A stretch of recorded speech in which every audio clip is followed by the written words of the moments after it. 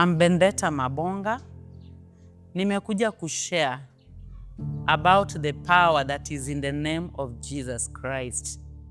Wakati mmoja nilienda General Hospital. Nikafika kule ndani nikapata daktari ambaye ameniita. Amesimama na nurses wawili. So nilipotazama nikaangalia nikaona kuna jambo anataka kuniambia na si la kawaida. Nikawaambia msifikirie sana la kuniambia. Nina mahali pa kukimbilia. Mimi nimeokoka na I know the name of Jesus. The name of Jesus is the strong tower. The righteous run to it and they are safe. Kwa hivyo mniambie tu, maana nina mahali pa kukimbilia. Nilipowaambia hivyo wakaniambia hawatanifanyia counseling. Wakanituma nifungue file direct, wakasema mama umepatikana na cancer. So nilitoka pale nikaenda Nairobi. Nilipofika MP Shah, wakawa wamenifunga kwenye kitanda wakinitreat. Treatment ilikuwa so heavy ambayo singeweza. It was so heavy to me.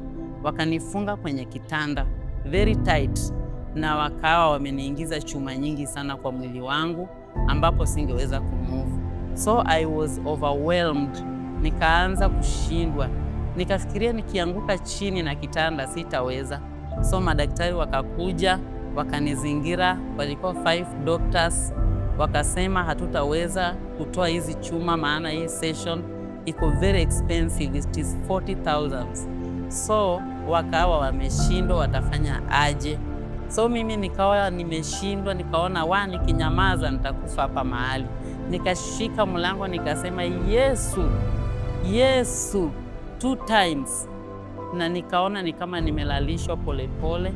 Nikatulia kwenye kitanda hadi madaktari wakaenda wote wakaniacha, then nikamaliziwa vizuri. Kuanzia pale nikajua there is power in the name of Jesus. Kuna dawa nilienda hospitali na nikawekwa na daktari.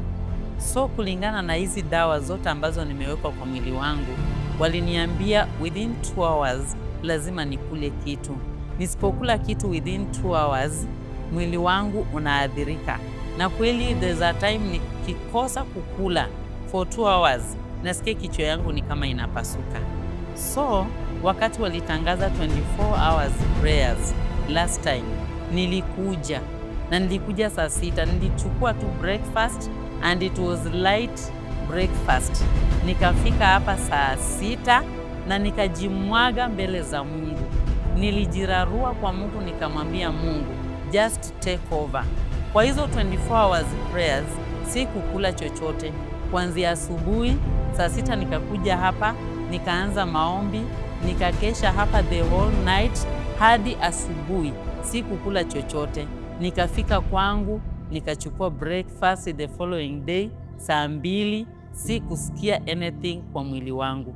Na hata sasa ninaweza omba, ninaweza funga, tangu hiyo 24 hours prayers siwezi sikia anything tena kwa mwili wangu. Kwa hivyo ninashukuru Mungu.